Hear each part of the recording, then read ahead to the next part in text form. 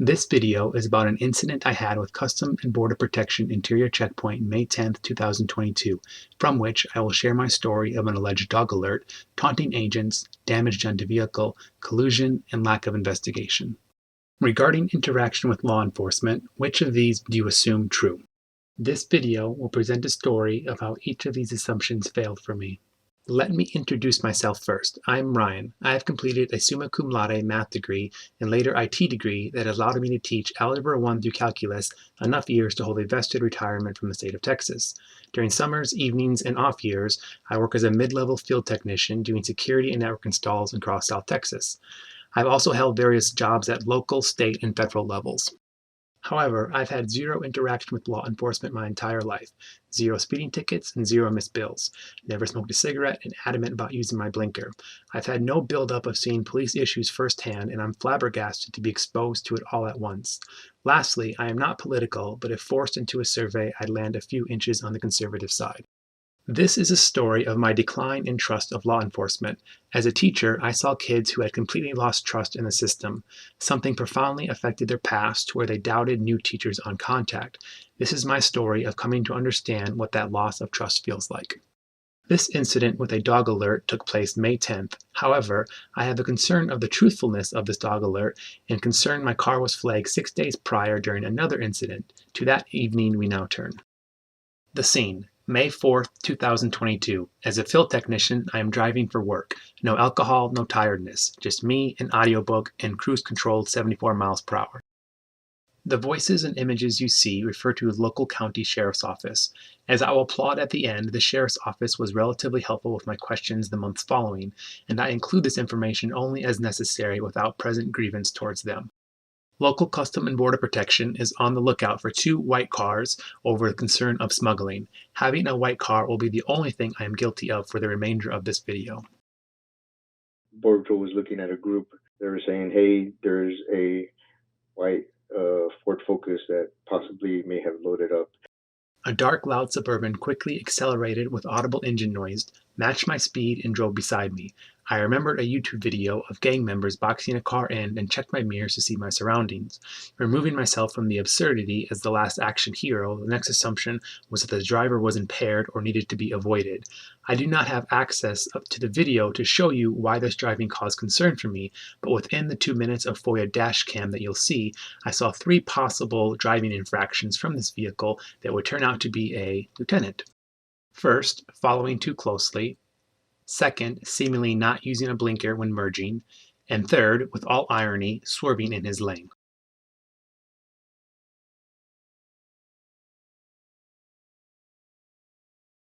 Back to the story. The car then slowed down and got behind me, following too closely. Here is the FOIA dashcam footage with one bearing question. Does this appear to be an investigation for drunk driving or illegal immigrants? A car passes me on the left. Notice that he utilizes the far left of his lane and I utilize the far right of mine.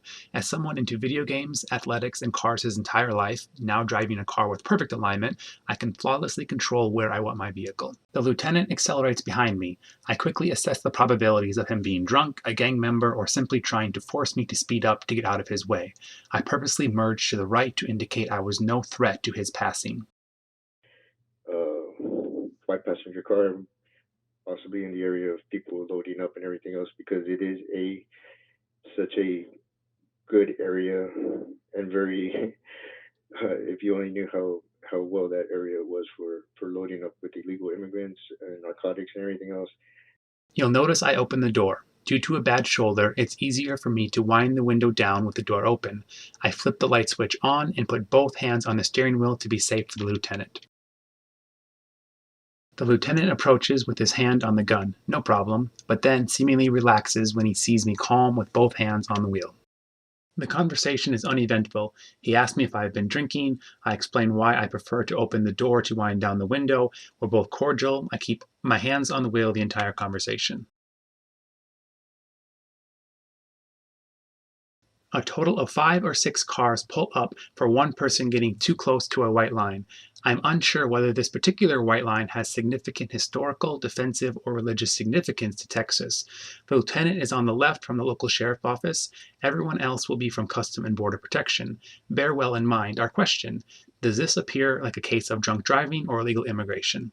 The lieutenant asked if I had ID. I asked calmly, am I required to get it, to establish that I was legally detained. He professionally said yes. I made zero protest. I told him it's in my pocket and asked for permission to exit the vehicle to get my license. But yes, I did see where there's a lot of units that did get there really quick on that traffic stop. The lieutenant and I continued to discuss. I doubted whether I had crossed the line, and I said, if you saw me cross the line, it was only once. We're both calm. The two agents on the right continued to admire my car. If you want to keep a secret, you must also hide it from yourself. Orwell. The agent says to open my trunk to see if I have any bodies. I would later learn bodies doesn't refer to dead people, but Custom and Border Protection uses the euphemism to refer to illegal immigrants. I show zero protest. I try to establish rapport and security with him, telling him that I have a lot of stuff in my trunk so it doesn't jump out as a surprise to him. I mean, you have every right to say, hey, this is a traffic stop here for this violation. I have nothing to do with immigration, and don't not want to answer any of their questions.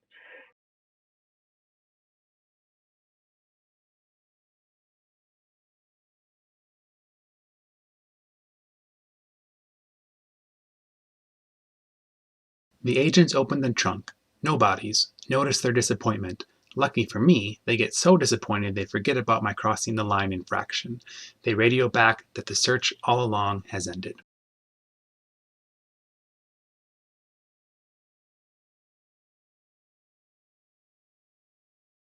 The lieutenant runs my name, or whatever one does. He returns and seems to make eye contact with Custom and Border Protection to confirm that they are finished. He warns me about not crossing the line again. He asks if I have any questions, and I ask why was the radio inquiring whether I had gone through the checkpoint. I ask him who was in charge. I ask if there is an alternative reason for me being pulled over. I said 5 or 6 cars were unnecessary. I asked him for his business card, but he provided a simple name. I was stern, but not angry, rude, cursing, or demeaning.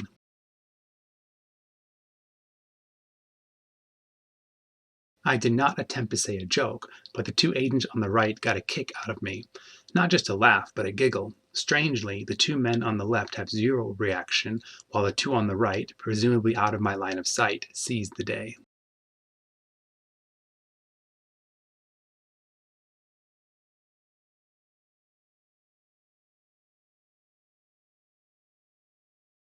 We see at least 5 cars pull out, 2 of which will pull out legally, though someone ought to warn this guy there are police in the area pulling over individuals who cross the line. After the incident, I was confused about the justification for being pulled over. I felt targeted by Custom and Border Protection, confusing me with another target. I felt like my rights were violated. Traveling for work, this affected my job. I pursued obtaining several things from the sheriff's office, including radio communication, dash cam footage, and a statement from the detaining lieutenant. I worked with the second in control, whose title is commander, from the local sheriff's office. I will avoid naming the sheriff's office because they showed a modicum of professionalism compared to Custom and Border Protection. I will refer to them by titles only. It didn't upload. There was no footage for that day on Mr. On Deputy. I actually believe him on the fact that he's the guy that I go to for my IT stuff. Starting 29 days after the incident, I further requested the commander to review the incident, including radio communication, dashcam footage, etc., to determine whether I was pulled over because of allegation of drunk driving or at the request of Custom and Border Protection. 5 emails and 2 calls would not get replies. 47 days later, which is 68 days after I first made contact, I would finally involve 2 district attorneys in the email threads, and with 90 minutes, the dashcam footage would mysteriously appear. Government agencies are directed to complete FOIA requests within 10 days. Instead, I would wait 41 days without update. I added reminders on these dates: June 30th, July 13th, July 20th, July 21st, July 28th. Ultimately, I reported the lack of response on FOIA requests to Texas Attorney General, who followed up with the local sheriff's office. When the sheriff's office finally partially completed the FOIA, they would deny full access to radio communication. It does look like the tires did go over the white line, not necessarily cross completely over the white line, but onto the white line. As I was traveling for work on a GPS track schedule during the detainment, getting pulled over affected my driving record. I was compelled to write to HR to explain being pulled over. I only point this out to show that being pulled over includes repercussions. While I won't fully agree with the sheriff's office, I applaud them for having the view to take me seriously and the fortitude to actually make a decision. At least there was closure. We'll see later Custom and Border Protection simply ghosting me, ignoring emails, and lying about responding, drawing out the incident over 9 months. In summary, my experience with the sheriff's office had its ups and downs. I disagree with the detaining officer's investigation that I was drunk driving. I feel he was influenced by radio communication looking for another car. But ultimately, the detaining officer was neither rude, aggressive, nor disparaging. I thank him for the great work he does for Texas, and the situation does not define him in my eyes. Regarding the commander, the negative was the time delay. 68 days to investigate and reply, against the promise of replying within a week, is too long. Emails and calls were simply ignored. He didn't pursue getting a statement from the detaining officer. The dashcam footage not being present but appearing months later within 90 minutes of including an attorney general was peculiar. Nevertheless, the commander spoke to me patiently as a citizen with rights and dignity. He showed empathy for the situation and presented patience in phone conversations. Along with you, the viewer, I appreciate the diverse and stressful requirements put on police and administration. As a teacher, I am on the side of order, authority, and lawfulness. The commander had this to say during our conversations. From the conversations that you and I have had, sound very reasonable. You sound very respectable towards law enforcement, trying to do the right thing and everything else. I present the proceeding only insofar as it opens me up to harassment from Custom and Border Protection. By itself, it would not have been pragmatic to scrutinize so extensively. Indeed, it's with some shame that I need to include this first incident because, and as relevant to, a subsequent incident with Custom and Border Protection 6 days later. You might disagree with what I've said. You might think I deserve to be pulled over, but I only asked for one question. Should my car have been flagged by Custom and Border Protection from this incident? Based on driving on one side of my lane as Custom and Border Protection was looking for a white car, do you think I should be put in a database to be stopped again in the future? For you see, after this incident, on July 14th, I submitted a FOIA request to determine whether Falferius Custom and Border Protection filed a report on me or marked me in their computer for future investigation. This FOIA is directed by law to be filled within 20 days. Instead, this FOIA request is 219 days lapsed. What should have been an incredibly simple FOIA request. Did Falferius mark my car from this encounter as a smuggler? Yes or no, and go on lunch break. The simplest of FOIA requests. What should be completed in 20 days, in the order it was received, irrespective of result, is now 219 days lapsed. No update, no apology. I believe it was being marked in their system that led to my subsequent encounter 6 days later on May 10th with Custom and Border Protection. But first, who is Custom and Border Protection? Custom and Border Protection protects borders from people and narcotics. At points of entry, vehicles are screened. Custom and Border Protection also operates checkpoints throughout the United States with a 100-mile radius from all borders. The United States is broken down into sectors, and each sector contains a number of stations. We will focus only on the interior stations. Anyone that drives up to our checkpoint is being detained. When you drive through our checkpoint, that is a detention. You're being detained under United States statutory authority. This can upset people at certain points. Just because we put a vehicle into secondary, and even if we take apart components of that vehicle, we are not required by law to replace those parts. We're not required to pick up the stuff we take out of the vehicle. We're not required to put stuff back together.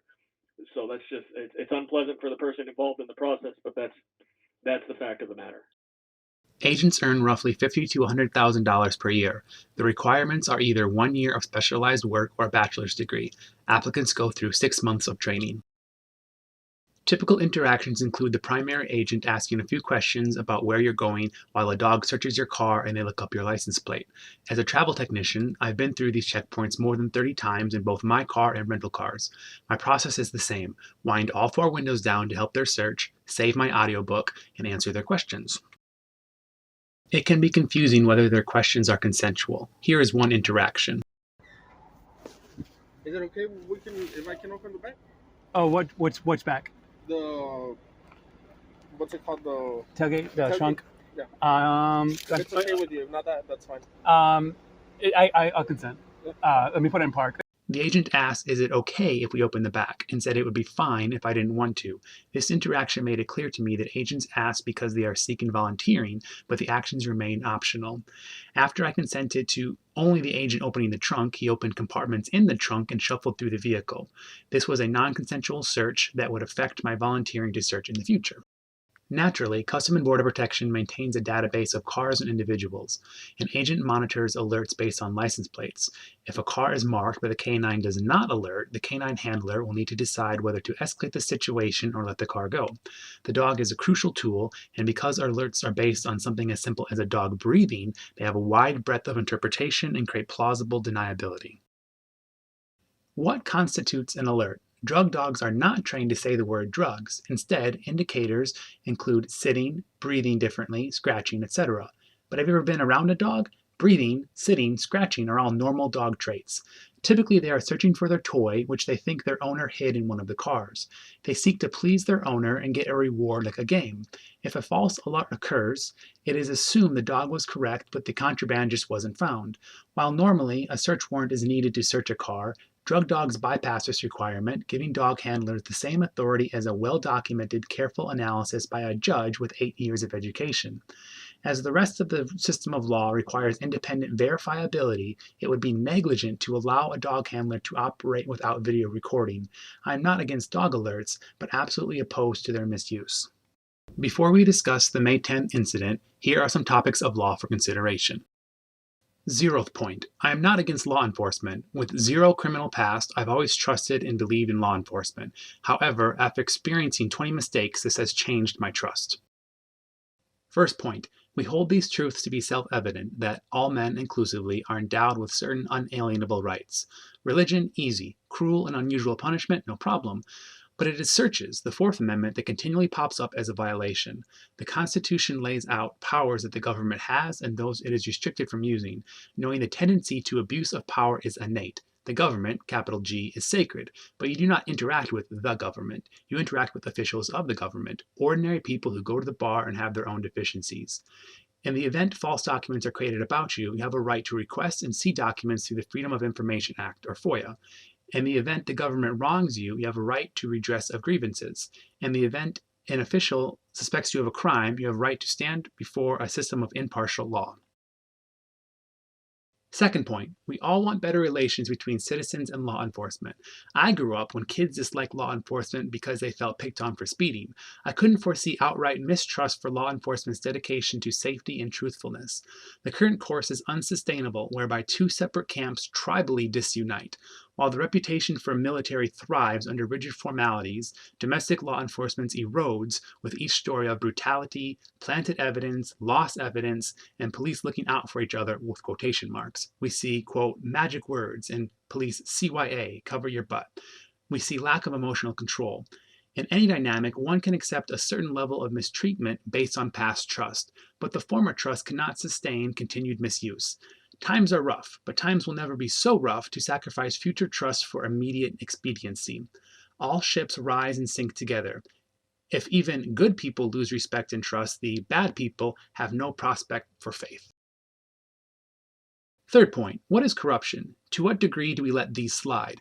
For a teacher, of course some student is more likable than another, but the fairness with which he is treated in rules or grading is unquestionable. We see no doctors or cooks obeying some hidden rules of protecting each other through the law. Only in the place we should see at least, law enforcement. 4th point, I am no Karen, someone who complains about everything. When I order a burger without lettuce and they accidentally bring me a pizza, I grab the Parmesan. However, there comes a breaking point. Government has a fiduciary responsibility to treat people fairly and equally. Law is there to protect everyone and no one is above the law. 5th point, let's glue a few facts together.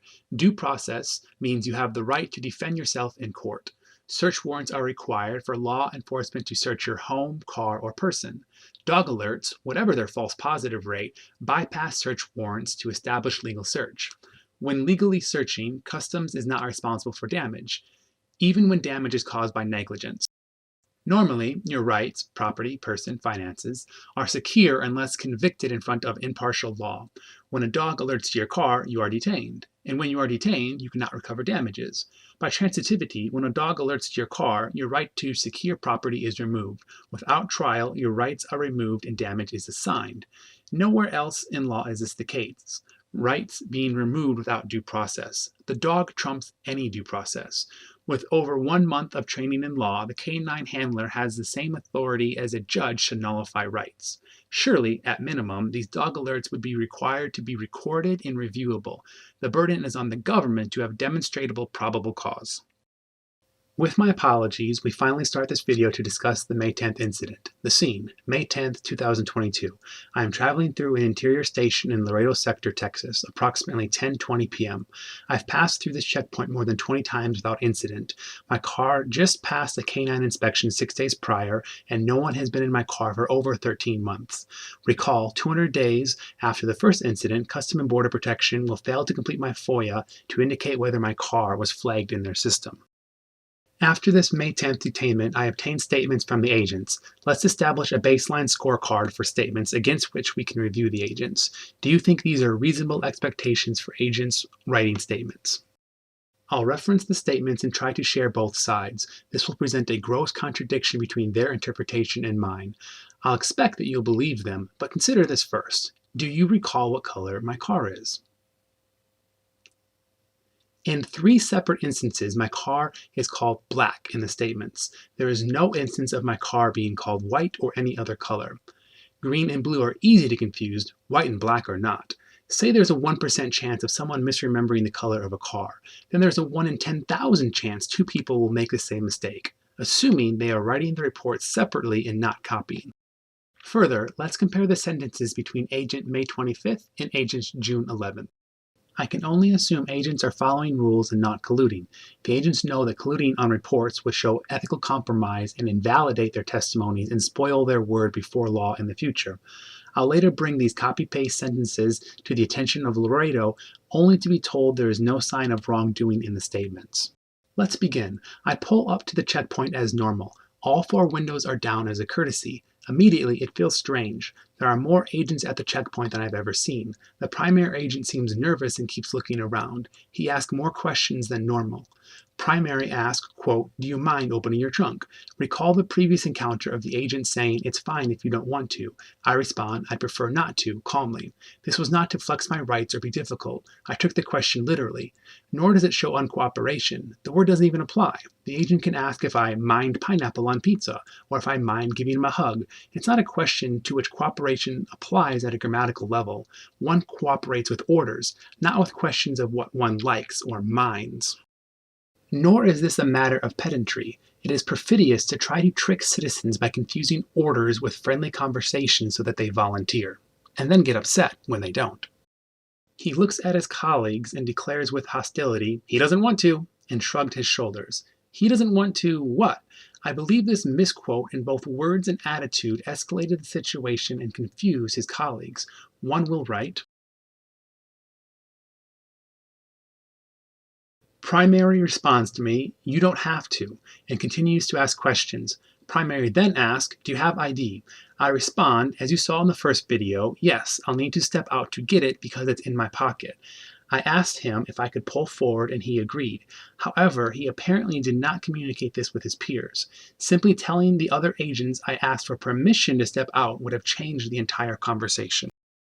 The canine agent will also write this. To which agent does this refer? Where could an agent be inside of? My concern is that some agent inside the booth running license plates indicated my car was flagged in the system. Sometime during this interaction, agents claimed a dog alerted to my vehicle.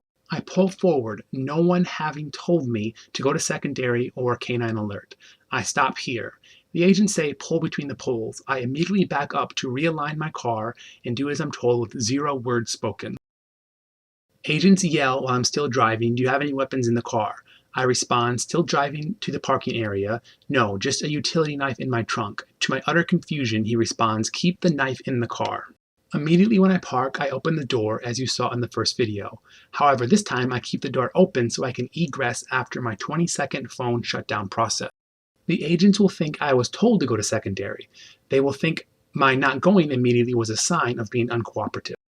My car has a custom phone with battery removed that runs off of cigarette power that will corrupt if power is cut without Android shutdown process. I start the shutdown process and wind my windows up, fully preparing to step out and walk back to the primary agent to provide my ID. Still not knowing I was detained, one agent will nevertheless write, "At the end, the agent may have said step out one time. Between this only time being told to step out and doing so, no more than 8 seconds passed. I may have said I need to turn my phone off, and I egressed." My plan was to walk back to the primary agent to show my ID as agreed on. Immediately, who I assume is the canine agent told me to turn away and put my hands on the car as he frisked me. I didn't say one word and did so. I believe the agent's justifications were incorrect. Number 1, possibly being flagged in the system. Number 2, not being told by the primary agent that I asked for permission to pull forward and step out and was cooperating. Number 3, thinking I had a knife because he heard me incorrectly. And number 4, his own false alert. Then, I reach into my pocket to grab my ID as previously agreed on. One of the agents says, "Keep your hand out of your pocket." I said back, confused, that is the primary, he just told me to get my ID. I handed my ID to them. If there is a dog alert, one might expect 3 things. Number 1, tell the detainee of the dog alert. Number 2, ask if there is anything in the car. And number 3, explain they will be searching the car. Not one of these occurred the entire evening, nor do any of the agents include any of these 3 events in their statements. They said to follow them, and I did. They told me to sit on the bench, conveniently located out of view of the car. I said I'd like to keep my eye on the car, and they didn't refuse. I was very confused, though. I was not yelling or refusing or asking questions. Agents claim they brought the dog again to alert on the car. This is shocking to me. How did I have my eye on the car the entire time and not see them use the dog? However, the canine handler also didn't mention in his statement that he frisked me. No one did. Not only do I question the legal threshold to a frisk, his including the frisk would also make a weird string of events in his story. If so, he had the dog when I was in primary, put the dog away before I got out of the car, frisked me without the dog, then got the dog again and conducted a second search, without me seeing? I heard an agent say, "We need to get in your trunk." Recall primary had just asked if I would mind opening the trunk. I didn't say one word. I reached into my pocket, grabbed my fob, and pressed the trunk release button. It did not open, presumably, again, because the key was in the ignition. The agent says, "If you open your trunk, there's going to be a problem." I said one reply. He just told me to open the trunk and handed them the fob. Their interpretation will be very different from mine. No one explained the alert or search or even why they now had my key. To ensure they wouldn't later claim I consented, I said calmly, "I don't want anyone in my car." The Frisker canine agent looked back at me, gave me a bad look, and continued. They searched my entire car, went through my trunk, opened panels, pulled up trim, went through the glove box, moved seats, opened the hood. 2 or 3 damages occurred. This trim panel was bent back. It has a permanent crease, and it will not reseat back into place. The agent unseated the cigarette power, causing the power to pulse in and out of my buck converter and my phone. It would turn off and be inoperational when I drove away. Thirdly, there has remained a persistent rattling noise from the backseat area. Cars are plastic. They are not designed to be pulled apart and snapped back into place. While these damages are not enormous, when the expectation of damage is $0, they are of great concern. Armed agents entered my car over possibly being flagged in their system and a false or fabricated alert. No trial, no due process. No way to recover damage, even if from negligence. If they didn't find anything, it would be ideal if Customs and Border Patrol had some magic wand they could wave or run through the car to find drugs. Maybe like, I don't know, a drug dog trained to locate drugs. However, they did not attempt to use the dog, this time while I was watching the car and can see a non-alert. During the search, one agent and one supervisor stood guard beside me. The agent, seemingly copy-pasting in his statements, would laugh, and I would say, "It's not your job to laugh." The supervisor did not explain the search to me. He did not ask me if there was anything in my car, except well after, seemingly to justify the search after nothing was found. The supervisor said 4 times sarcastically, "I'm sorry you feel that way." From several feet away, I could smell the agents who have been standing out in the weather of 100 degrees. I've seen them in the past crawl under vehicles, enter dirty trucks, etc. I indicated I had a clean car and didn't want dirt in it, as can be barely seen in this picture. I believe the supervisor misquoted me by saying mud and went on to include a weather report in his statement to make me sound illogical. I asked the supervisor what the dog alerted to, and he said, "We're about to find out." Obviously, nothing was found. After searching the car, the agents returned. The canine frisk agent said one thing only: "Why do you have keys in your trunk?"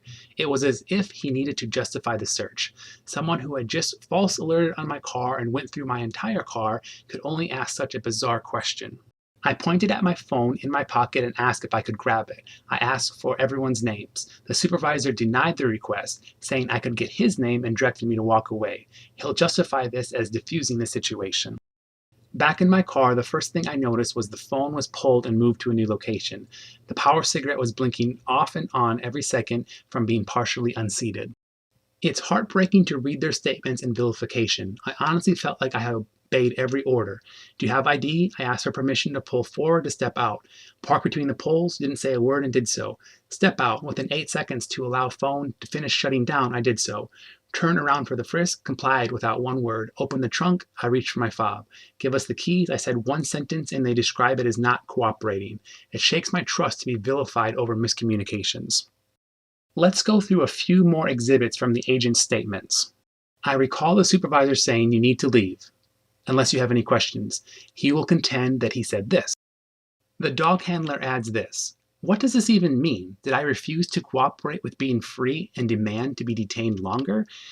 It's just using emotive, vilifying words. The dog handler shows a misunderstanding of statements by writing this. Well, actually, the statement originally said this. Someone redacted his misunderstanding of the law.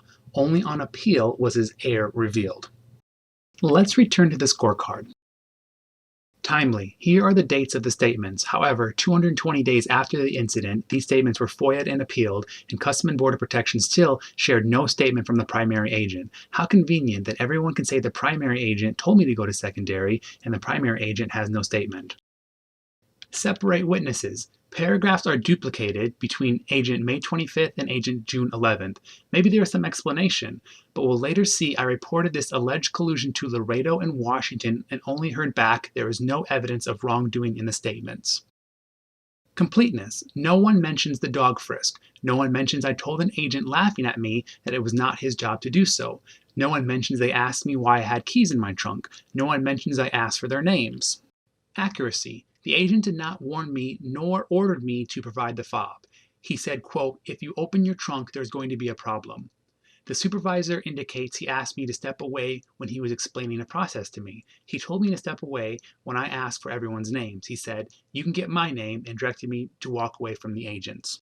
Inference. How can an agent tell what I wanted to do? I believe this came from the misquote from the primary agent, who was not discussing secondary but discussing the trunk and still misquoted me. The agents don't observe me not wanting something. He observed me pull forward to a location he later said was the wrong location. What did he actually observe? Did the detainee say something? Did he try to hide the fob? Did he make a face? The truth is, he heard the agents request him to open the trunk and immediately did so. Say what you observe, not your conclusion. Hearsay. This quote will come from the watch commander, who will introduce next. I never indicated I was reluctant. I told him I followed every order. His agents told him I was reluctant. I'll prove later that he never reviewed the video footage. Details. No agent quotes me. No agent explains how many seconds. No agent says I made gestures or threatening moves. No agent says how he came to the conclusion of what the detainee wanted. No agent shares indicators that I was reluctant. Instead, they just say does not comply and was reluctant and expect to be believed. Thus, when I said one sentence, he just told me to open the trunk, to try to clear up the misunderstanding, it's just written off through vilification. Statement is public. Not knowing statements are public shows a misunderstanding of the law and permits more exaggeration in what one says. And so that concludes the May 10 incident. I am earnestly trying to share both sides of the story, but allow me to suspend neutrality for a moment. The following is speculation. I fear my car was flagged from the May 4th encounter. I fear this showed up on their computers to search my trunk. I fear the primary agent misinterpreted and miscommunicated my response as combative.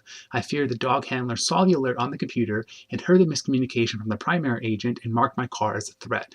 I fear the agents employed their actions befitting a much larger threat. I fear the canine returning the second time was a post hoc fabrication. They only asked me to open the trunk, but once they found nothing, they felt they needed to do a full search. I fear the canine handler wrote his statement first and that the statements were shared to corroborate a story. I fear the primary agent was not directed to share his statement because it would show I was compliant. The proceeding has been speculation. After the May 10 incident, I sought several things. Was my car flagged prior to arrival? Was the dog alert real or a fabrication? How could I file a claim for property damage? I worked with a number of people to be passed around, lied to, and not helped suitably.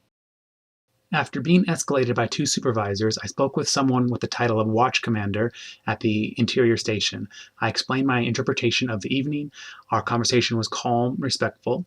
However, he made questionable claims and several promises without follow through. First, I asked the watch commander where I could deliver the SF-95 claim of damage form. I specifically said I didn't need help with the form other than the address. On June 21st, his statement will read that he helped me with the SF-95, but he won't give that requested help until 10 days after his statement on July 1st. Why would it take the watch commander 40 days to provide an address unless he was stalling or waiting for video evidence to delete? Because he had to look up some esoteric address? No, it was the address that he goes to every workday that took 40 days to provide. Well, I appreciate it, sir. Do you need help with the SF-95? I mean, as long as it's just a form, I'm usually pretty good with forms. As long as there's nothing weird about that, I physically have it. So I think I guess where I would send it, that would be my concern on the Yes. form Yes, necessary. I believe you do send it to Laredo. Can I call you on Monday? Second, he indicated in his statement that I was not receptive. I asked him the question whether there was a legal threshold for a frisk, for instance, if there is a clear evidence of a weapon, and he instead answered a different question about why they performed frisk. I calmly asked again, and he called this not receptive and simply asked the question again. It's unreasonable vilification over at worst a miscommunication. But I don't think that threshold to even search me was met if there is such a legal threshold. Oh, for Terry Frisk? I'm not sure of the name, but that, Yeah, yeah. we do those under Terry Frisk. It's Terry Frisk versus U.S. Simply looking for weapons at that point, just for officer safety issues. And my question is then, is there a certain threshold that needs to be met in order for that to happen, or can they just frisk anyone? What I can do is I can try to get an instructor to take a look, see if we can get the video, pull the video, and get an instructor to take a look at it. That would be a step, sir. Mm-hmm. That would be appreciated. Yes, sir. Yeah, I can definitely take steps to get that going. Okay. Report that you had an issue there. I collected some statements from all the agents and reviewed it and make sure we were doing everything correct. I didn't ask that. I can ask the agents to add into on their statement. I can still probe back into that and see if we can see the full justification for the Terry Frisk that they performed on you there. So as far as our actionable items, I'm going to email you that requesting the Laredo address. You graciously said that you could review with the dog handler and check with the agents and possibly review the footage as well. Mm-hmm. Yes, sir. Yes, sir. All right.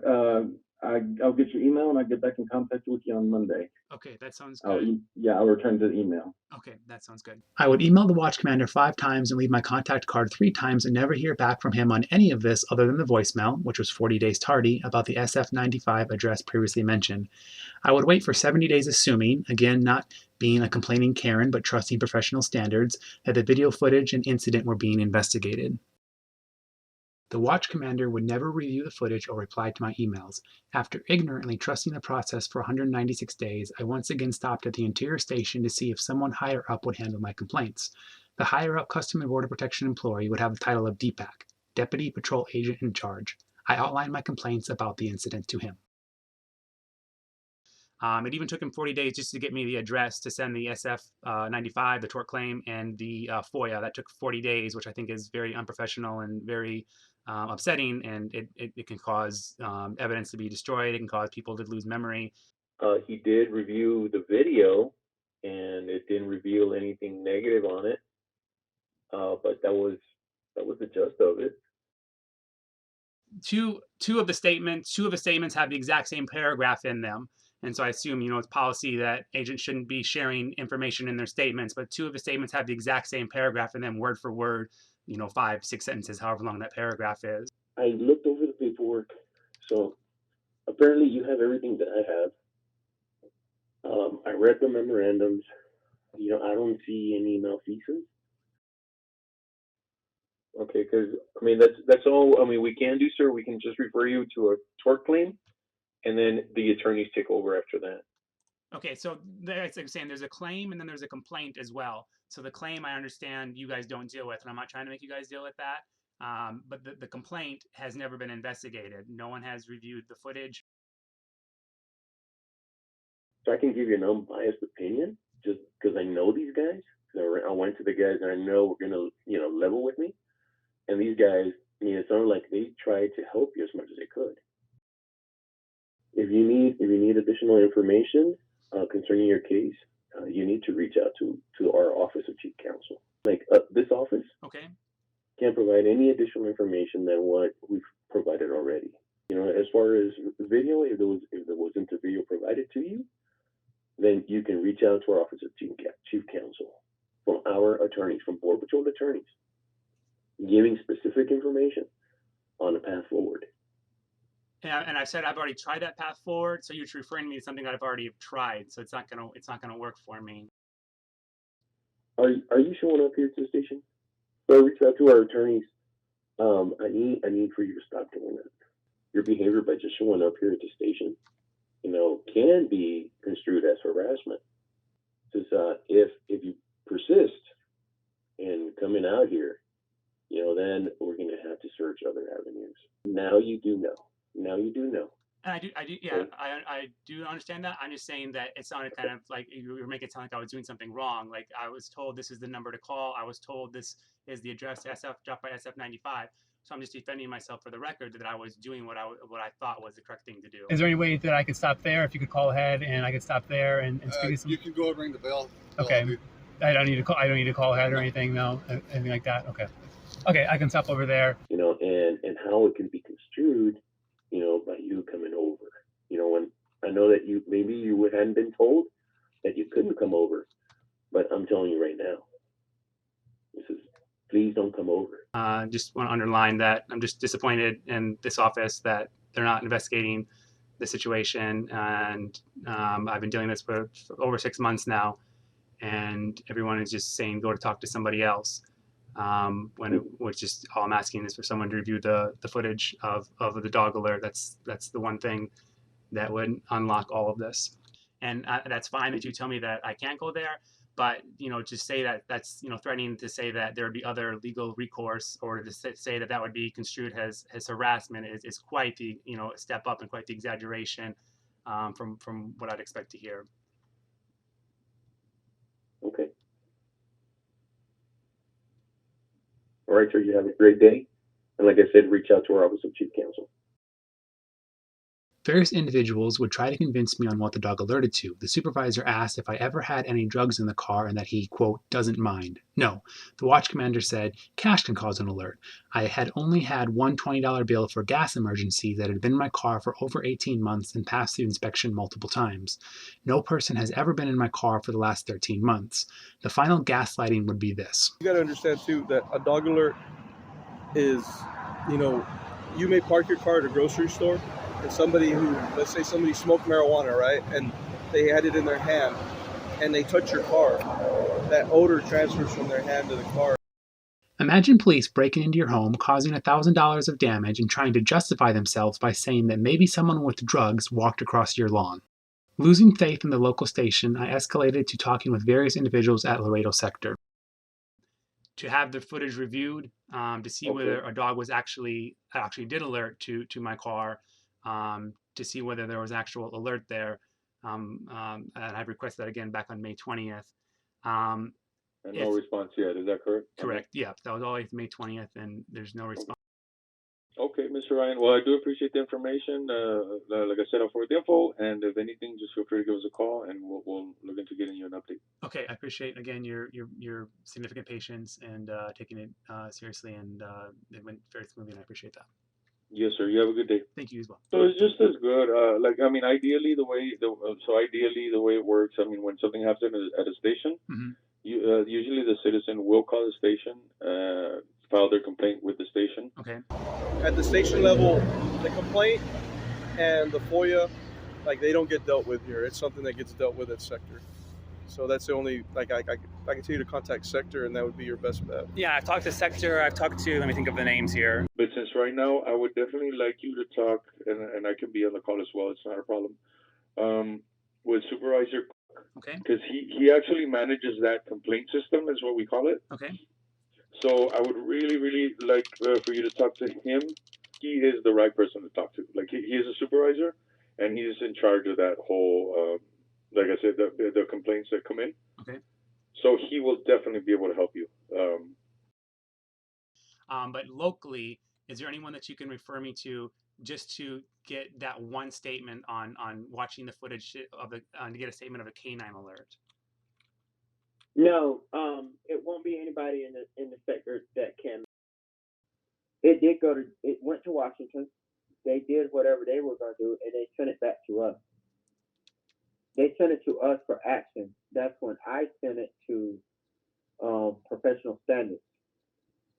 Not just the station, but I sent it to the patrol agent in charge of the station and the professional standards and the chief counsel. It's taken a long time. It's been over 5 months now without any reply to anything, without any reply to the footage, without any reply to the claim, without any reply to the complaint, without any reply to the video footage.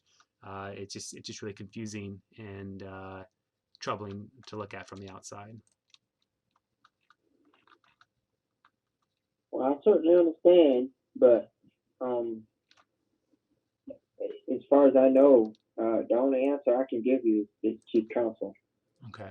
I know he was the point of contact for my claim, but I don't know if he is also saying that he was or is the point of contact for my complaint as well. Yes, he is. Ghosted by the watch commander, told to go to the chief counsel by the DPAC, the AXO, and the public affairs officer, and also being refused to be escalated within Laredo, speaking with the chief counsel, that is the attorneys, was the final option. Since everyone pointed to the chief counsel, surely they would help, right? Right? Guys, hello. I emailed the chief counsel and assistant chief counsel 5 times and never heard back from them once. I think that you're trying to get an update on the complaint and not the claim, right? Is that correct? On both things. So on the complaint, on the complaint, I was hoping to get an update, and I'm sorry that, if I was coming to you and you weren't my point of contact for the complaint. Second, I asked for an update on the claim for damage, which we'll discuss later. The other individuals in Laredo sector kept referring me back to this attorney for an update on my claim. This attorney was my point of contact for a total of 15 seconds.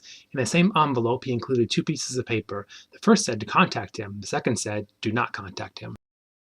When the lawyer emailed you, that was your official response.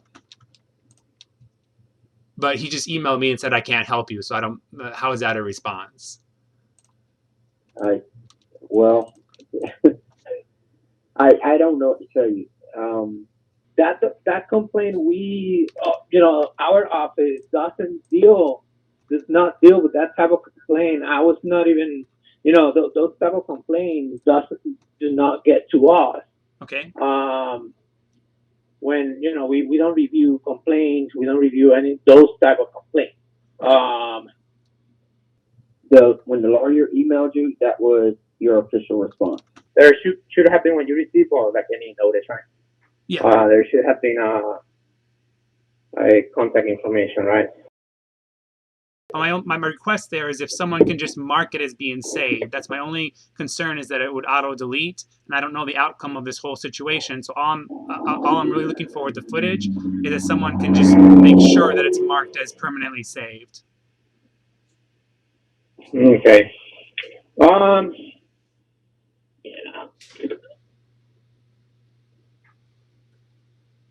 that, I don't know. There has to, yeah. When we get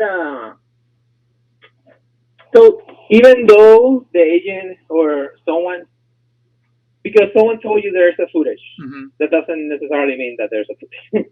Those footages are not, usually those are not released in the administrative process or when someone wants, not through the court, right? There has to be a subpoena to the court. All I'm wondering of Laredo is if they put in the request either to the National Finance Center or to at least to make, or I don't know who handles the video, to make sure that it's marked as permanently saved. Even if that doesn't go anywhere, even if that doesn't work, if that request can at least just be made. Okay. Well, I'm gonna look back into the claim, into the case files that there are for the case, and I'm gonna revisit that and see what it has been done. Then I could provide you an update. There's absolutely nothing that I can do on my end or anyone here locally to get an answer on that. You wouldn't happen to know how long it's saved? So to answer your question, I'm not sure. I don't know the answer. At some point, obviously it deletes, whether that's 5 months or a year or whatever. And I just want to make sure that someone in Laredo has been responsible for marking that as officially saved. I don't know if you can give me maybe till Friday or Monday. Give me just time to inquire, see who that assistant chief would be. Okay.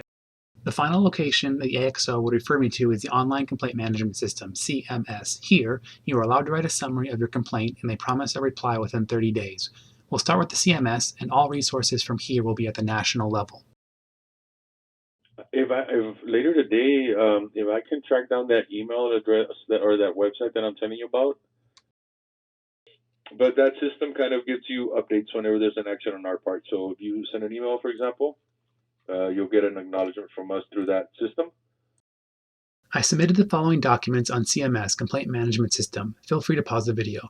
I submitted the complaint August 3rd. I received notice that I'd get a response within 30 days. It has been 255 days with zero communication. I submitted a third complaint September 1st, complaining about additional lies, including not getting the promised point of contact. As previously discussed, Laredo repeatedly told me I'd get a point of contact, I'd get email updates, I could upload files to CMS, etc. All of these were false. I trusted the complaint system, even ignorantly canceling my plans on the 30th day, sure that they would finally contact me. 255 days with zero point of contact or update on my complaint. I guess refer you to the right person would be the same as last time, sir. It would be waiting for the call from the people up in DC. You should get a response from there because it is assigned to someone. Okay. So every complaint that goes through that system is tasked to someone. When I first filed that, you said, wait within a month or so, you'll get a point of contact. Do people normally get a point of contact? Am I the only person who's not getting a point of contact? Are people normally getting someone to respond to them? If the online portal is not working, there needs to be some backdoor that, it's... Sure. No, it's, as far as working, it's working. Yes, it is working. But if you got an email that's saying 30 days, they'll probably hold to that. Pretty much out of our hands. Here in the Laredo sector, DC has it, and they're working it. So, if I was you, probably want to expect for them to be in touch with you. We're not going to be able to comment further on it in the Laredo sector. So I appreciate that. I'm not trying to make you do things that are out of your job description or whatever. No, definitely no. Don't worry about that. That's fine. It's part of our job to get you at least refer you to the right person. You know what I mean? And believe me, we have been trying. It's just that for a complaint system is the answer, right? And at least for me, this is the first time where someone has actually followed up or returned calls, because usually that complaint management system, they do get their, I'm not saying they get their resolution, but they get their answer, or whatever it is they're looking for, right? Mm-hmm. So yeah, to me, this is the first. If they gave you a marker, then they'll try to stick by it, because they won't want to tell you one thing and then they not do it, because During the search, 2 or 3 damages were inflicted on my car. It was only after they clearly established no aliens were in the vehicle that they conducted a destructive search, damaging my phone and breaking trim pieces. 4 or more random armed people with high school level education requirements tearing into my car with aggressive looks on their face. In a car in which there has never been drugs nor people who have been around drugs. In a car that I bought new and took meticulous care of, including doing my own maintenance. All because, perhaps, my name was flagged in their system, which caused their excitement, which they could transfer to the dog and then blame the dog. Did they really think I could hide a person under this trim piece with 4 millimeters of space? If the dog handler claimed the dog alerted to the rear of the vehicle, why are they tearing up the left trim piece? Why didn't they also tear up the right side? Just because the victim was closer and he could see you? Why didn't they bring the dog back a second time? Because the victim was watching and could see that the dog was not in fact alerting? But, you say, the government caused damage over a false or fabricated search. Surely they'll pay for it, right? Right? I completed the SF-95 tort claim for damage. Recall that I'd asked the watch commander for the address to send this. He promised he'd get back to me on Monday with the address, but finally replied 40 days later. I talked to 3 other supervisors at the local station and got 4 different answers on where to send the form. I finally submitted it July 5th. As the claim for damage was under $1,000, it was forwarded by Laredo to the National Finance Center in Indianapolis, Indiana. That is, to a black hole 1,000 miles away where it would seem that they could deny the tort claims without worry of the claimant being able to follow up. While it was at the National Finance Center, I left 5 voicemails and 1 physical letter with no replies. There is no one that I could speak to or submit documents or receive updates from. Have you tried Googling National Finance Center? It should come right up. 133 days after submission, the claim for damages would be denied. The denial seems to read that while the victim is detained, the government is not responsible for damages, even damages caused by negligence. But how was I legally detained? I will prove later that the National Finance Center did not watch the video footage, so I was legally detained simply on the authority of one person claiming a dog looked up or breathed differently or got excited in response to the canine handler's excitement. One person had the authority to cancel my rights to property without due process. The same person who was lying and exaggerating in reports, making up rules, claiming to review footage when they did not, and working on a team that appears to share the reports to ensure that their fabricated story is consistent. Alas, the government tore into my car, caused over $1,000 of damage, affected the resale value of my car, ruined the peace I had with my car when I did absolutely nothing wrong. That is not justice. That is not due process. That is not the security of my rights against illegal searches. As most people are aware, Customs and Border Protection is part of the Department of Homeland Security. I submitted a complaint to the Department of Homeland Security regarding this incident. They stated that they logged my complaint into their database to find potential patterns, but would not take further action. Next, I submitted a request for documents through FOIA, Freedom of Information Act. Citizens have the right to know what their government is doing. As an extension of checks and balances, citizens also have the right to see and contest when false documents are created about them. FOIA requests should not be weaponized through intentional withholding of information when it is inconvenient. For instance, if your husband tells you where he is except on Saturday evenings, that is not a sign of openness or trustworthiness. Nor are requests a waste of resources. The requester is required to pay for the time both implicitly and explicitly. I submitted a total of 5 FOIA requests, 2 from the first incident and 3 from the latter. FOIA requests are directed to be completed within 20 days. Also recall the watch commander took 40 days just to provide the URL on how to submit FOIA requests. Let's review the 5 FOIA requests. Spoiler alert, 4 are completely unaddressed after more than 180 days. The first FOIA was requested 104 days after the May incident. This FOIA requested whether my car was flagged or marked in the system after being pulled over for getting too close to a white line. The outcome of this incredibly simple FOIA request has been no response in 254 days. They did at least acknowledge receipt of the FOIA 77 days after I submitted it. Thanks so much. The second FOIA was requested 179 days after the incident. This FOIA requested communication copies between local Customs and Border Protection and the local Sheriff's Office and Customs and Border Protection in Washington. After 169 days, FOIA admitted they hadn't completed this request timely. They converted the request to an appeal, and then 4 minutes later sent an email saying an appeal was an inappropriate step. They call their actions a constructive denial and advise I could pursue FOIA in district court. What does this even mean? I can take a day of my life to petition a judge to tell someone to do their job and provide an already paid service? The third FOIA request was for the statements from the agents, as we've already seen. To their credit, FOIA filled this request within 32 days. However, the appeal took 98 days. Many of the concerns from this FOIA I've already addressed, as shown on the screen. As I felt the statements were overly redacted, I submitted an appeal. 98 days later, on appeal with Customer Border Protection attorney in Washington, it was agreed the original FOIA was illicitly redacted. Unfortunately, the initial redactions show Customer Border Protection is covering up their mistakes. First, someone redacted the delay in time before the canine handler was asked to give a statement. While not egregious, it's still a representation of trying to cover up damning information. Second, and much worse, the appeal reveals the canine agent wrote this: "If you're working at General Electric, your work belongs to the company. It would be arrogant and comical to dictate to GE how they could use your light bulb design that improves efficiency by 5%. Your work belonging to your employer is even more true and obvious working for the government." No one told the K9 agent this, ever. It shows him making up a rule and pontificating made-up law. And yet, someone at Customs and Border Protection redacted the self-fabricated law to cover up his mistake. Third, even on appeal, this sentence remains redacted, which I fear shows the agent in the booth was the ultimate source of the dog alert. Reading the statements is absolutely terrifying. The amount of untruth, presumptions, vilification, and apparent collusion will lead me to never trust the reporting of law enforcement again in my life. Let's look at inaccuracies of just the supervisor. The supervisor is generally inside the building and does not observe the inspections. No one placed me in secondary.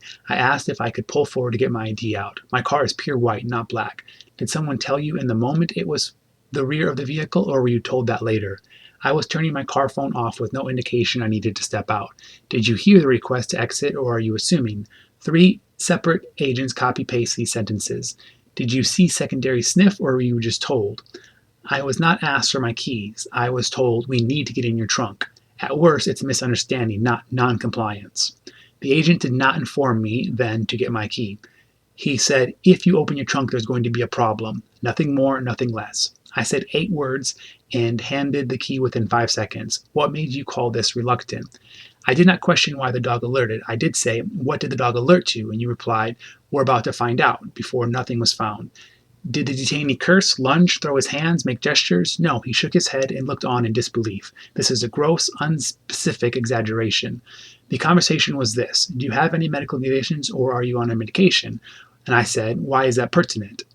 Later I said, "I have a high level of cleanliness for my car." The supervisor is making this statement up.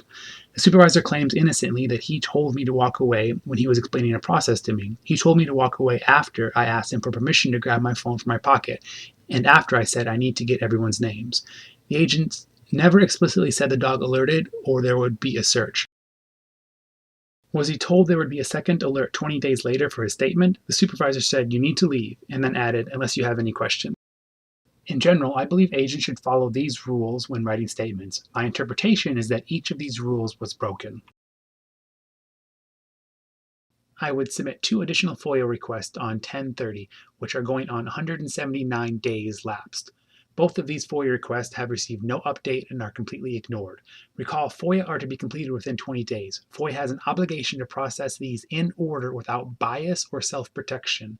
They can't weaponize, quote, "we're investigating," to withhold information over 11 months. You may think I'm asking for a lot. I am required to get information through legal means of FOIA because communication broke down at every level and includes lies, ghosting, and withholding information. I was not treated with dignity through the normal channels. So I need to use FOIA just to get any information. At any rate, I paid for these documents. Here is a summary of the FOIA request. While one FOIA request was filled, the other FOIA requests are over 200 days overdue. Recall from the law, FOIA requests are required to be completed in 20 days. Recall from first grade how much larger 200 days is when compared to 20 days. One of these non-response FOIA requests simply asks whether my car was flagged from the first incident. Simple. FOIA must complete requests without prejudice or self-protection. They are not a weaponized tool. FOIA also includes a FOIA liaison, a part of the FOIA that citizens can solicit help on where or how to submit FOIA requests. I physically mailed and left 2 voicemails to FOIA liaison 238 days ago and never heard back. Let us return to the video footage from the May 10th incident. Naturally, all interior stations have an array of CCTV cameras recordings which are crucial to establish evidence and ensure truth. Not taking footage would be negligent. If someone truly had drugs, a non-recorded alert could be argued by a competent attorney as a false search and cause a serious case of hard drugs to be dismissed. Therefore, it would be asinine and negligent for Customs and Border Protection to not ensure video recordings were working. It would be an affront to the safety of the United States and a fundamental failure of their duty. Or worse, what if the situation were much graver? A mauling, a physical assault, planting of evidence, a death? In my case, there's more. I've already suffered the punishment on the road, freedom from search and freedom to be secure in my property. The dog alert isn't just an indicator to bring me before law. It directly led to my punishment before law without due process. Because a dog search directly voids rights and eliminates due process by assigning punishment immediately on scene, it would be absolutely negligent to permit them without reviewability. In no form should one person's word be placed before another, least of all based on something with such a dubious track record. But I'm not going to show you the footage. You don't need to see it. The DPAC said they reviewed the footage and it didn't reveal anything negative. He did review the video, and it didn't reveal anything negative on it. How could I even convince you to believe me above his word? He is law enforcement, and their word is a bond. If he said they reviewed the footage without finding anything negative, that's that. We just need to believe him. Except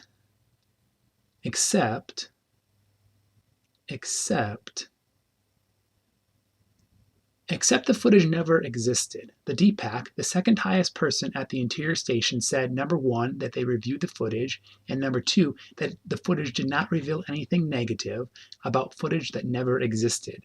What you are looking at comes from the Chief of Disclosure Law and Judicial Action Branch, who outranks the DPAC in Washington substantially. He did review the video, and it didn't reveal anything negative on it. He did review the video, and it didn't reveal anything negative on it. No due process, no video footage. A group of individuals who appear to collude and make up their own rules, who are reacting to my car possibly being flagged, can simply make a dog wag its tail and void my rights on the road without any way to review the incident. It's negligent in placing one person before another in law. And then add a supervisor who will promise to review the footage and then ghost me, and then another supervisor who will assure me that the video footage, which never existed, was reviewed. Let's summarize. I bought my car new. No one has been in my car for over 13 months. I am a teacher by profession who has never had drugs near his car. 6 days prior, my car passed a drug inspection. Local Customs and Border Protection is looking for a white Ford Focus on the radio. Local sheriff lieutenant accelerates to match my speed, follows me, harasses me, and I intentionally indicate I wanted him to pass me. I never touched the line. He pulls me over. 5 or 6 cars showed the supposed driving infraction as a Customs and Border Protection alien expedition. I am calm, cooperative. I prove beyond what I am required to do that my car is free of aliens. The furious Customs and Border Protection is seen laughing, spitting, and I believe they mark in their system my car because I was not being friendly as they wanted me to be. I actually only have 3 friends. I really can't handle anymore, as Seinfeld says. Local sheriff office says footage doesn't upload, but then later finds it. Local sheriff office ignores request until submitted to Attorney General. 6 days later, I've been through the inspection 30 times without incident. The first time my car is in the system, a dog allegedly indicates to my car. Primary lies about my words and escalates the situation. Primary yells and invalidates any dog alert. Primary asks if I have an ID, and I ask for permission to pull forward so I can step out. I follow every order within 3, 5, or 8 seconds. Agents never tell me a dog alerted or they would search my car, nor do they put these in their statements. Agents cause over $1,000 of damages. Agents again laugh at me. I seek recourse afterwards. The watch commander takes 40 days to get me simple address information. He calls me non-receptive simply because he didn't understand my question. Statements are gathered on average 25 days later. Statements seem to show collusion. Statements contain over 20 lies and exaggerations and bad memory, like the simple details of like the color of my car. Statements seem to indicate a lack of understanding of law in which canine agent thinks his statement is not subject to review. Initial report from canine agent does not say he searched the car twice. 13 days later, his statement says he searched the car twice. The watch commander promises to contact me back, but never does. The DPAC says they reviewed the footage and that it contains no bad actions despite the footage, supposedly, never existing. The DPAC denies me government services and my right to make grievances by trespassing me from public area. Everyone in Laredo tells me to submit my complaint to their lawyer, who ignore my emails. I submit a complaint online with the promise of reply within 30 days, but receive no reply within 310 days. My claim for damage is denied because government is not responsible for negligence. My FOIA requests are ignored for 200 or 300 days. And why did this all happen? If my license plate had been on your car, I believe your car would have caused the dog to alert. You are protected from illegal searches under the Fourth Amendment. This right can only be withheld by a search order issued by a judge with 10 years of education and experience, or by an individual with over a month of education making up rules, working on a team that seems to be colluding, working under zero reviewability, who can claim a dog changed the pace of his breathing, the computer be damned. Right to property, gone. Right to protection against illegal searches, gone. Right to repayment of damages never existed. Let's summarize the mistakes by individuals and institutions. I'll mention one mistake per each. Feel free to pause for the dozens of other mistakes. The sheriff's office pulled me over when I did not cross the white line. Customs and Border Protection felt furious can be seen laughing, spitting before perhaps flagging me in their computer. Customs and Border Protection Laredo exhibited poor directions while escalating and looking for a reason. Customs and Border Protection Laredo never mentioned a dog alert, but later wrote this was the reason for a search. Customs and Border Protection Laredo statements seemed to show collusion. My vehicle suffered over $1,000 in damages. The watch commander seems to not separate witnesses or get statements from all agents. The DPAC promises me that they reviewed footage, that it showed no wrongdoing, even though the footage never existed. Laredo Sector provides no point of contact or recourse. FOIA redacts statements and takes 200 or even 300 days to complete a 20-day paid FOIA request. My claim for damage took 127 days just to tell me the government can say anyone is a victim of dog breeding without recourse. Let's look at the culture as a whole. The government has allowed powerful tools and methods to fight crime. These tools are subject to abuse, especially in the hands of people with over 1 month of education in law who can act without any review. Government officials are public servants. They are not another class. They are here to protect the everyday citizen, to help him enjoy his family and read a book by the fireplace. Generations of law enforcement have built this trust on which current law enforcement depends and consumes. If authority is wanted, then law enforcement must prove responsibility and self-correction through training, investigating, and monitoring. As a manager, one must take an unbiased view, not presume his own agent's side. Agents can insist constitutions protect them without realizing they are the bearers of responsibility to others. Agents should not hype each other up. This is the equivalent of filing a false police report, nor should they be buddies in a small town of 2,000 people. Expediency should not trump reputation. Issues on the border exist today, but they are not going away tomorrow. A doctor, cook, banker, or teacher all work under the background that they can do something that will get them in trouble, but law enforcement seems to show this the least. I'll borrow from the fleshed out modern feminism. People, often men, should not think they are above the rules, should not fail to listen, show empathy, lie to themselves, protect their buddies, throw others under the bus to protect themselves, assume their version of a story, exaggerate, nor sneakily choose evidence to justify themselves. To the agents, I say, would you reconsider your whole interpretation if you knew I was flagged illicitly in your system, I never refused any request, and I was never told to go to secondary, and I had legitimate reason to turn my car off over 17 seconds, and I heard you say you wanted me to open the trunk. Let's talk about emotions. The main agitation I saw was from the agents, glares, raising voice, and unclear directions. Their word usage can be confusing or impatient, but should not be both. While it doesn't prove anything, the vilification is consistent with someone who made a mistake. After knowing the alert was false or fabricated, and no contraband was found, the canine agent needs to convince himself that the person ultimately was bad and deserved bad treatment. This is to protect his sense of righteousness. There were numerous things I could not explain to you that truly ruined my trust. By exaggerating, they wish personal hardship to befall me and make a state of chaos in me. To justify themselves, they sacrifice me. They restrict fairness of law to me so they can ensure law protects them. This makes it personal, beyond just doing their job. A motto of Customs and Border Protection is honor first. Select agents even carry the simple phrase on their car fender. But were these actions honorable? Laughing at me, apparently flagging me in their system to get revenge, laughing at me again, giving contradictory directions, apparently colluding to create a consistent story, refusing to give their names, roughing up my car after the car has been cleared of any people, failing to explain a dog alert, yelling at me, exaggerating in reports, purposefully omitting details, lying on phone calls, ghosting me, not completing FOIA requests, not processing the follow-up on complaints, trespassing me when I stopped some 5 months later to ask again if they'd saved the video footage, believing their agents' stories without investigating, failing to protect citizens by recording interactions, because I don't see a lot of honor there. If you want to be tough, you need to do so even during mistakes. Anyone can be tough when he's confusing toughness with getting his way. It is my view that the agents act like a gang, moving together, backing each other up, writing reports together, and placing each other above me before law. The arrogance, anger, and vilification are unbelievable. One agent agrees I can pull forward to get my ID from my pocket. The next agent yells to keep my hand out of my pocket. I take 17 seconds to turn my car off with zero idea that I'm detained, and the agents make it sound like I'm combative. I follow opening my trunk within 2 seconds and then giving them the fob within 5 seconds, and they claim I was reluctant. Don't just blame the agents who seemingly got caught copying a legal statement. It was a group effort. Blame the potential illicit flagging of my car. Blame primary for adding hostility. Blame primary for not telling you I was cooperating and asked to pull forward to provide what you wanted. Blame the exaggeration of the dog alert. Blame Customer Border Protection Laredo for not maintaining video footage.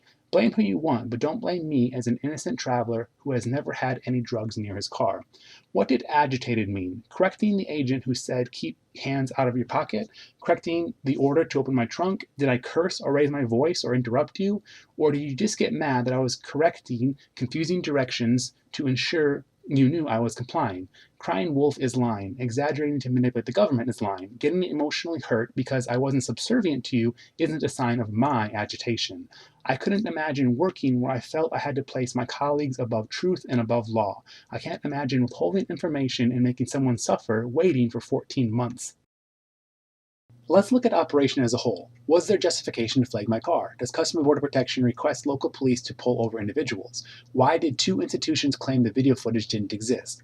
Why didn't primary know to explain the situation to others? Why did no one mention a dog alert or a search? Why did they laugh at me? Why did they refuse to give their names or ID numbers? Why did 3 supervisors not know where to send the SF-95? Why did it take 40 days to give me the address? Why did I not get a point of contact for my complaint? Why did FOIA set my request to the side in queue? I waited for the watch commander. I waited for the attorney. I waited for the complaint to process with the utmost patience. I waited for FOIA to do their legal duty. My car has a large spare tire compartment, large enough to hold plenty of drugs or a small person.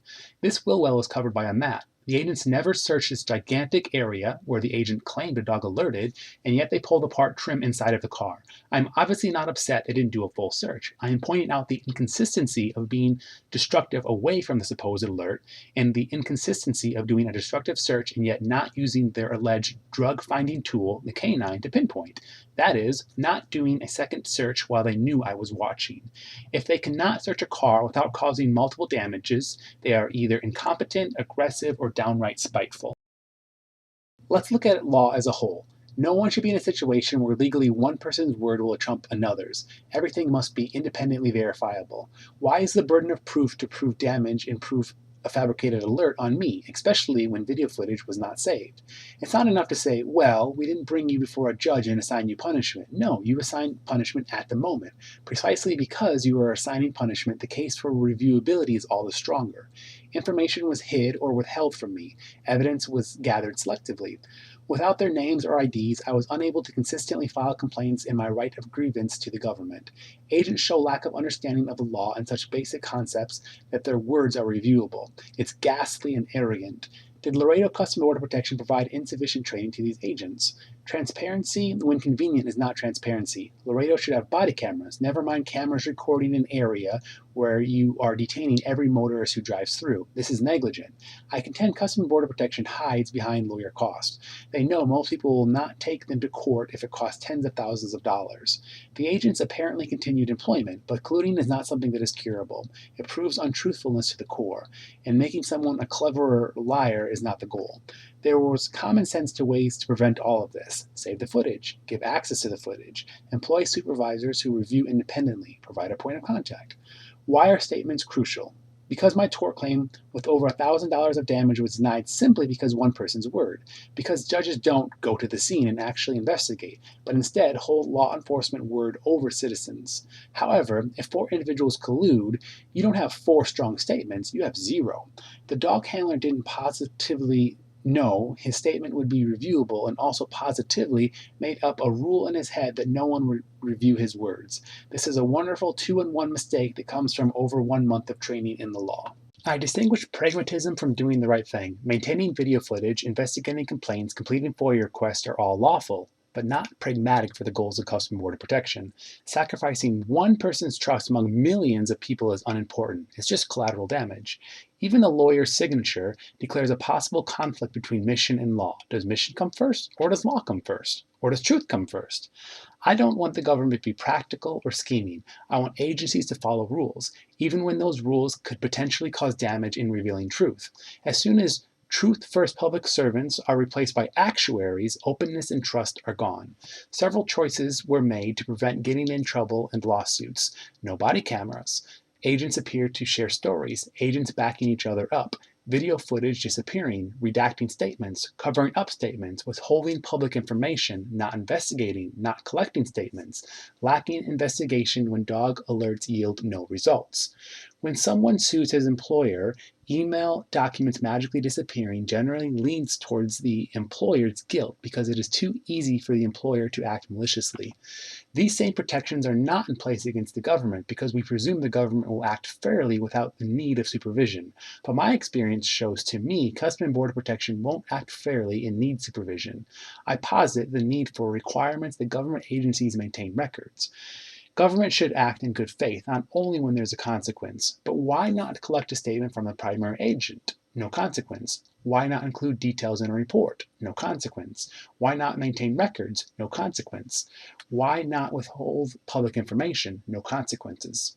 I have been patient and open this entire process. I've never raised my voice or made demands. I followed directions and trusted. I thought the watch commander would follow through. I thought my complaint would be taken seriously. I thought the FOIA request was doing an honest job when they said they'd update me. It's beyond the point of agencies doing the right thing, but instead calculating costs and benefits of revealing information to me. I provided Customs and Border Protection an early copy of this video. I asked if any of the several public servants in the email requested their public record voice to not be included in this video. I asked them for a small settlement to just move on from this. Even if Customs and Border Protection is acting pragmatically, they are making the wrong choice. Instead of an offer of $5,000 civil rights violation, they continue a path of this video release, of the agent's records being updated to reveal apparent collusion, of loss of trust, of getting my word out to defense attorneys so cases can be retried. For you see, despite our fun, federal judges tend to be a bit more exacting. Lost evidence isn't funny. Agents colluding on reports isn't a joke. Failing to complete open records requests isn't fun and games. After wrongdoings, Customs and Border Protection is required to update agents' records. During prosecution, Customs and Border Protection is required to provide agents' discipline records to both prosecution and defense. I'll adamantly and without blush place fair trials as more important than someone getting caught with 2 pounds of marijuana. The latter will come and go. The former, once gone, will not return. Returning to the first incident, the lieutenant must judge behavior without influencing it. I was driving safely until the lieutenant aggressively accelerated to get behind me, matched my speed exactly, fell behind me, and followed me beyond a comfortable level. My giving way to make room for him was not an independent observation, but something caused by him. I contest Customs and Border Protection has hid evidence and information. I contest they play with time and make a game of the law. I contest they play dumb and do the bare minimum to not get in trouble. I contest agents try to protect each other. Was information selectively collected? Why did the watch commander not include details in his statement? He said he'd included frisk information. He said he'd review the footage. He said he'd contact me back. Why was a statement from primary not collected? Public servants are not hired by a private employer. They are sworn to protect the Constitution and given tools to do so. The agency cannot be placed above citizens. As law enforcement, they must be indifferent and protecting of all people equally. No one would tell me the video didn't exist. For roughly 6 months, the watch commander couldn't just tell me the video didn't exist, or did it exist at first and then disappear? If so, how high up did that decision go? A planned disappearance. There was no oversight into recording video. How about this? $32 camera with night vision. Add some memory and a fancy stick to prop the camera up, and $60 would have prevented all of this. Does that sound silly and unprofessional? I agree. But how silly and unprofessional does not recording appear then? You put the entire country at risk for not recording and dismiss the prosecution. Can the dog read when cars are flagged in the car? Do agents influence the dog alerting after they realize a car is flagged. Would Customs and Border Protection permit blind tests of agents by sending a perfectly clean car to inspections that are flagged in the computer? Can you test whether a dog shows no excitement to non-contraband things like someone yelling? Or do we just hide from the truth? Sure, you can correlate a dog exhibiting some trait to smelling something, but you cannot show the dog won't show those exact same traits to other actions. For instance, someone yelling, a hamburger, or the handler showing an emotion. If someone cannot make a dog act excited, he would be a bore, the like of which I've never seen. Let's summarize just concerns with the canine agents. I believe the canine agent was lied to, which influenced the alert. First, a fellow agent illicitly flagging my car. Second, the primary agent escalating emotion and making me sound combative. And perhaps seeing my car flagged in the system, all they wanted was to see my trunk. And perhaps we can show empathy. What would you do if a database indicated I was on a wanted list and a fellow agent seemed to indicate I was a threat? Might you think transferring blame to the canine to search the car was worth it? He knew the alert came right after the primary agent yelled. Did the dog just look at the yelling primary agent? Does the canine agent have enough scruples to be honest about the dog turning his head to find out what the commotion is about? Or is the dog turning his head enough for me to lose my Fourth Amendment right and suffer $1,000 in damages? The canine agent never told me about an alert or a car search. No one did. He said one time to get out of the vehicle and I was out in 8 seconds. He frisked me without reason or explanation. He didn't include justification or even mention of a frisk in his statement. His initial statement makes no claim of searching a car twice. His second statement, 12 days later, includes a second search. Agents admit I saw the car the entire time, but I never saw a dog at all. He says it took him a long time for me to get out of the vehicle because I did not want to cooperate. I don't know how he can read minds to know what I wanted because we had no communication other than him telling him I didn't have a knife, which he then replies to keep in my car. He asked me to get out, and I did so in 8 seconds. He says I was reluctant to get him the keys when it took me 5 seconds.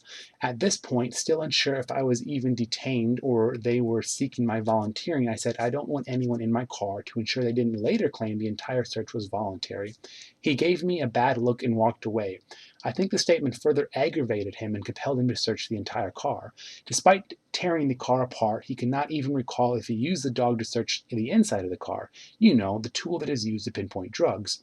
I asked the canine agent for his name and he refused to provide it. He writes a statement 12 days after the incident. Of course, he can write whatever because in his mind, his statement cannot even be reviewed by other law enforcement, never mind by victims of his search. He claims I was free to leave and was uncooperative. This doesn't meet the definition of what cooperative means, and to him, asking questions is uncooperative because, perhaps, uncooperative means being subservient. He shamelessly includes a paragraph about giving permission to release the statement to his attorney, as if he doesn't understand his place as a public official. He writes his statement in order except for one part. If I was flagged, the agent knew this before I pulled up, yet he cleverly seems to indicate finding out my being flagged occurred after his search of the vehicle. It is my concern that he then influenced his fellow agents to agree to the story. We compare the typical route to a search. An impartial judge must review a carefully analyzed warrant request signed by an attorney. With a total of 10 or so years of education, the judge is sworn to review warrants and his decision is reviewable. Compare this to someone with over a month of education in law who doesn't think his statements are reviewable, who seems to work on a team showing collusion, who can just say a dog changed his breathing despite another agent yelling and exciting the dog. It's a loophole. It's an affront to the Fourth Amendment. Imagine your own car or your grandmother's where you know there's never been drugs, suddenly be told a dog, quote, alerted, and a search would be conducted from which you may not collect repayment for damages. Imagine your car torn apart by aggressive agents. Imagine law just believing the agents over you without any recourse for you. You may presume I am against law enforcement. Consider instead that I respect law enforcement just as much as you, and that is why I react so much. Out of fairness, allow me to list supporting details of law enforcement that I saw. The initial lieutenant was not rude or arrogant. Other than the manufacturer getting too close to the line, I have presumption he's a great officer and a workhorse for the sheriff's office. The initial commander was very patient on the phone. I think he is dedicated and respectful of citizens. Several agents in the first incident were just there doing their jobs and had no part in any potential flagging of my car. The AXO was initially very receptive and careful with my complaint. If his hands became tied after that, I will need to understand. Even the watch commander from Customs Border Protection Laredo was respectful at first before ghosting me. The chief at the Disclosure Law and Judicial Action Branch was precise and took my request word for word. In all, I am very much for law enforcement. I just want everyone to follow the rules. I realize you won't believe a lot of this, but these things are undeniable.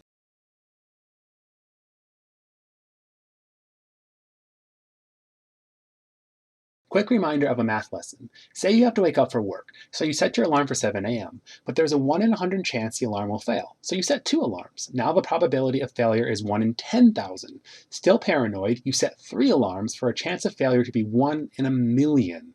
You'll take those odds and rest peacefully. This is called exponential growth. When things grow exponentially, multiplied events grow extraordinarily quickly.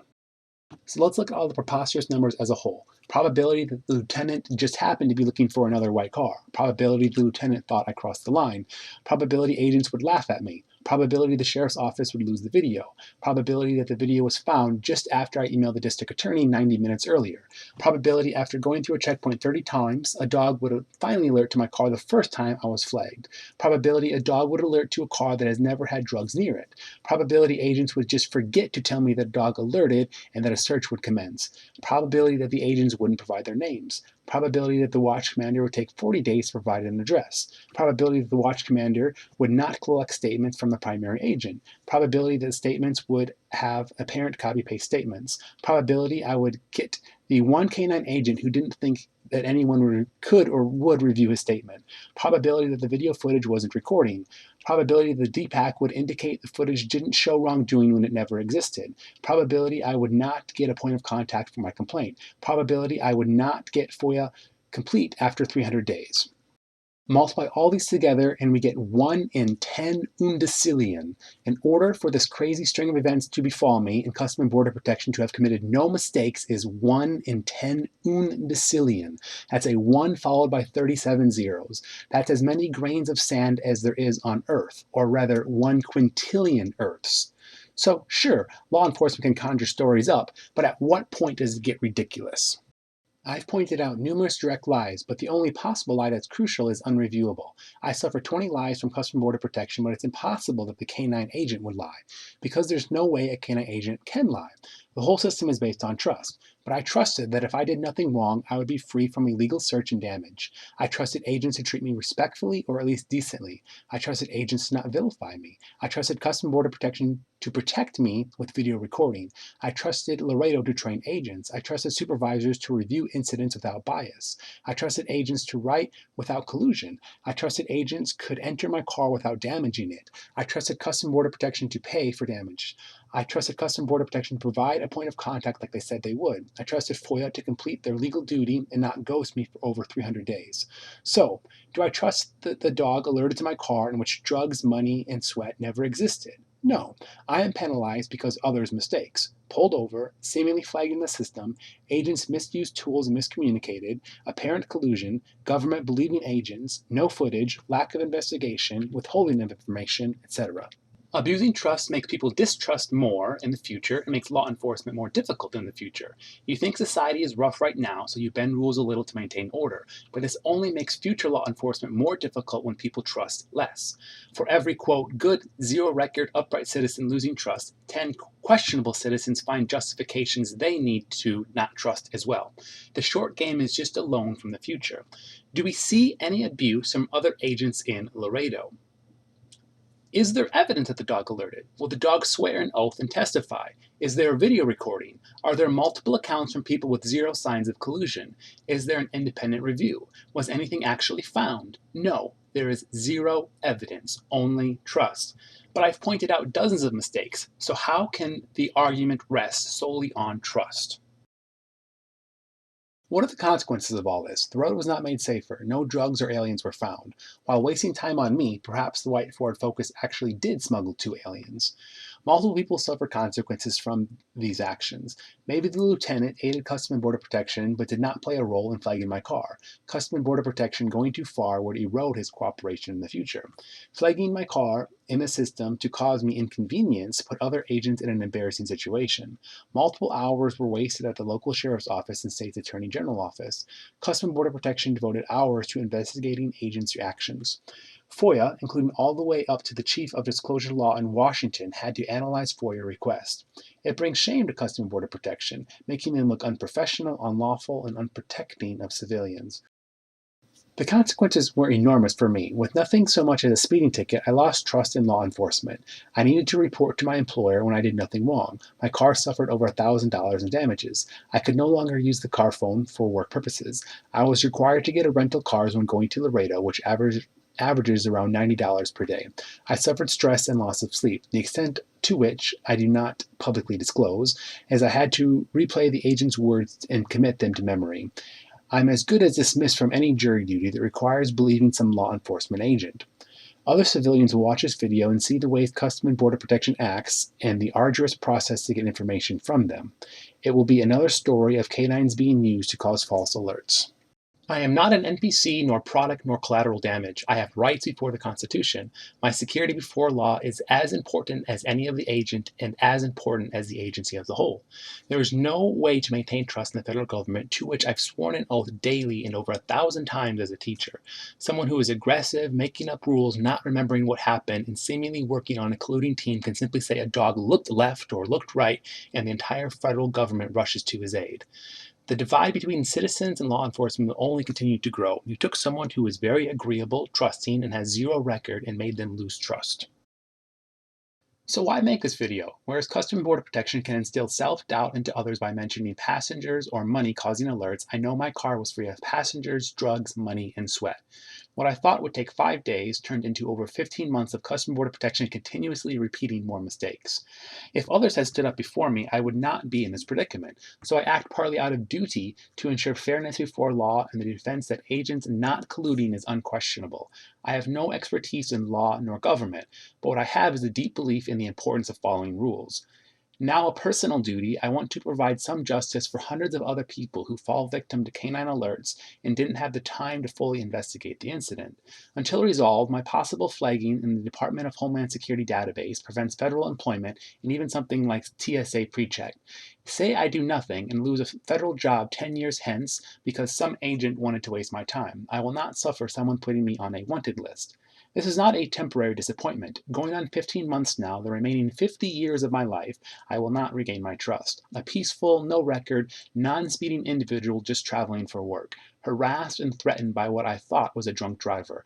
I go out of my way to make room for him, pulled over, laughed at, possibly flagged in a system as a wanted person alongside fugitives. 6 days later, an agent can claim a dog looked left as a justification for a search. Never mind primary yelling, and never mind my car possibly being flagged. Agents treat me rudely, laugh at me. Not one agent even mentions the dog alert. $1,000 damages done, all of which occurred after my car was cleared of individuals. Exaggeration in reports, apparent collusion in reports, incomplete reports to hide the full story. Watch commander says he got a statement from everyone, but primary agent has no statement. Over-redaction of statements to hide mistakes. Canine agents doesn't even think anyone can review a statement. Customs and Border Protection promises they reviewed the footage, and Customs and Border Protection says the footage never existed. Customs and Border Protection later refuses to escalate me to anyone except our lawyers who do not reply. No reply to complaints from Laredo after 220 days, out of a 30-day requirement. No reply to FOIA after 320 days, out of a 20-day requirement. Trespass from a public area as I stop to ask if they can save the evidence of a possible crime. This is all disrespecting me. You cannot expect my respect when you laugh, seemingly collude, break into my car, lie, cause damage, and fail to protect me with video evidence. For 15 months, nearly every morning, the continued mistreatment replays in my head. The sheer abundance of mistakes come off as by design or incompetence.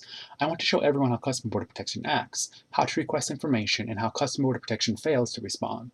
I want to show you that even making an extravagant video labeling dozens of errors is not enough to get a response. 2 agencies claim they lost footage. Is this a pattern of Customs and Border Protection?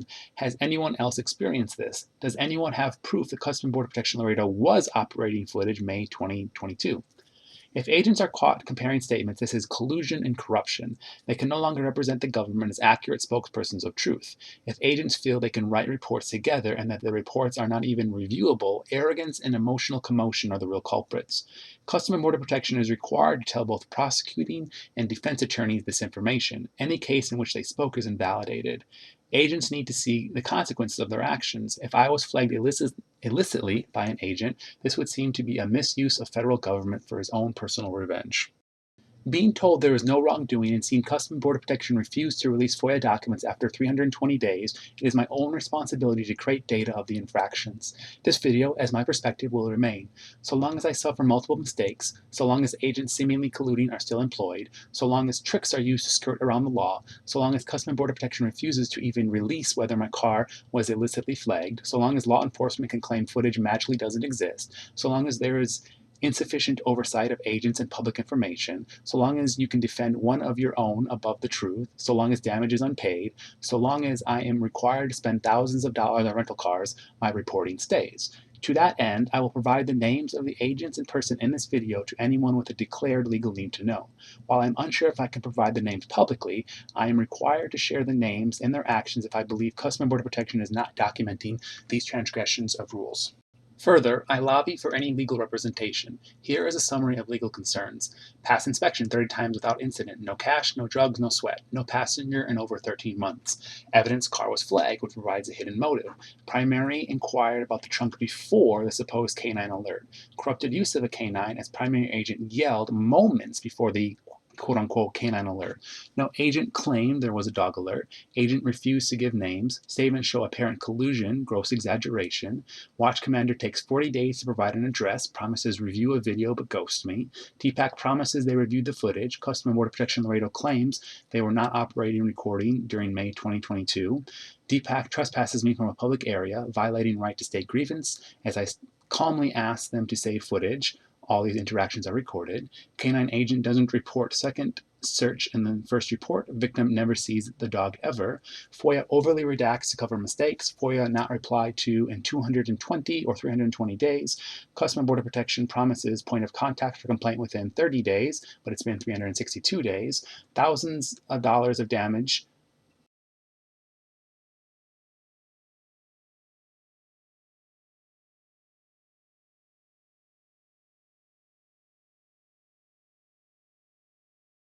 To what level of probability are you convinced of wrongdoing? To what level of probability does a judge need to be? 99%? 99.5%? 99.95%? How many errors are accepted before a judge stops believing an agent? Would a judge just say, well, the agent said there was a dog alert, so I need to believe him, despite 20 other errors, apparent collusion, the hidden motive of my car possibly being flagged, and negligence by Customs and Border Protection Laredo? By copy-pasting statements, are the agent's words simply inadmissible as something corrupted? I sincerely ask you as the audience for your input. I welcome your sharing of similar stories. Your like and share provide great peace to me.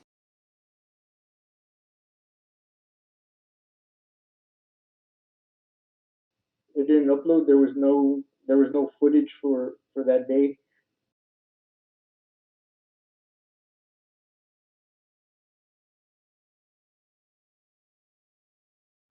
He did review the video, and it didn't reveal anything negative on it.